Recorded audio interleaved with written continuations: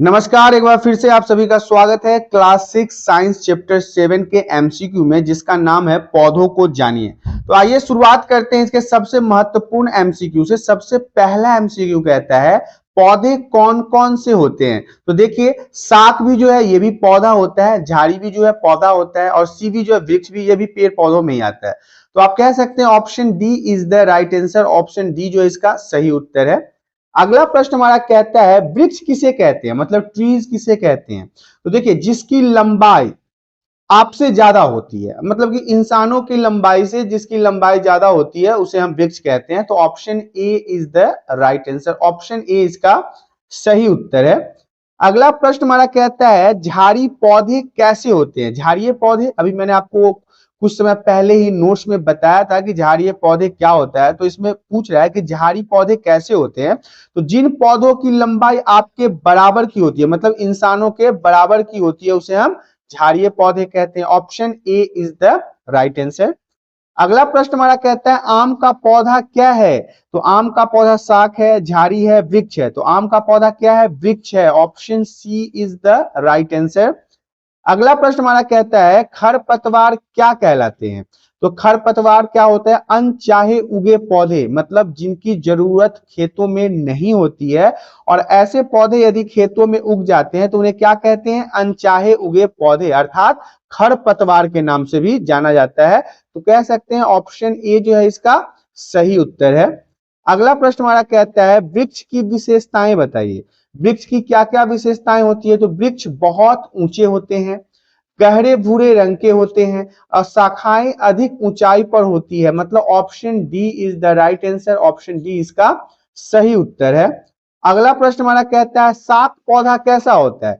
शाक पौधा किस तरह का होता है। तो जिसकी लंबाई आपसे कम हो, मतलब इंसान के लंबाई से जिन पौधों की लंबाई कम होती है उसे क्या कहते हैं, शाक पौधा कहते हैं। ऑप्शन ए जो है इसका सही उत्तर होगा।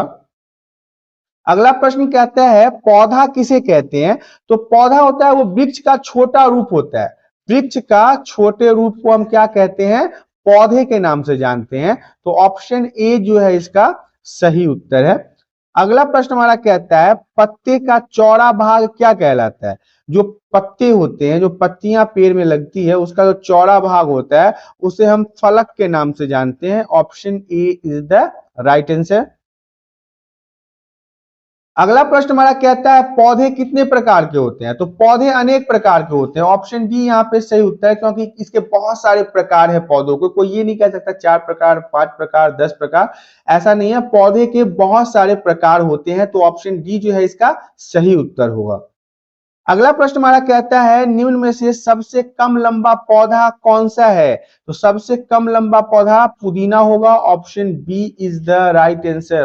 पुदीना का पेड़ बहुत ही छोटा होता है। शाक पौधों की विशेषताएं बताइए। तो शाक पौधे की विशेषता ये है कि हरे तने वाले होते हैं। इनके जो तने होते हैं वो हरे रंग के होते हैं, और कोमल भी होते हैं, मतलब कोमल और हरे दोनों होते हैं।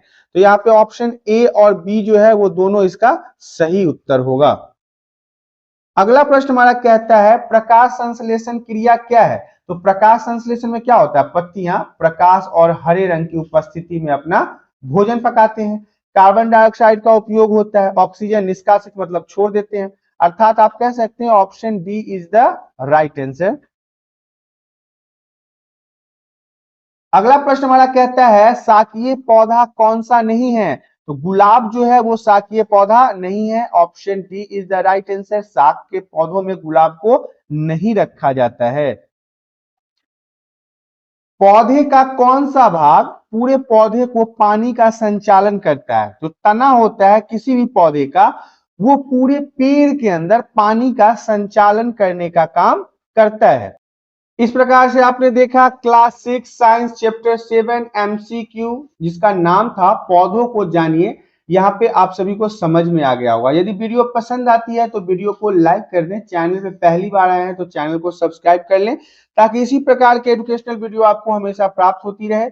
हम आपसे फिर रूबरू होंगे अगले वीडियो में। तब तक के लिए धन्यवाद।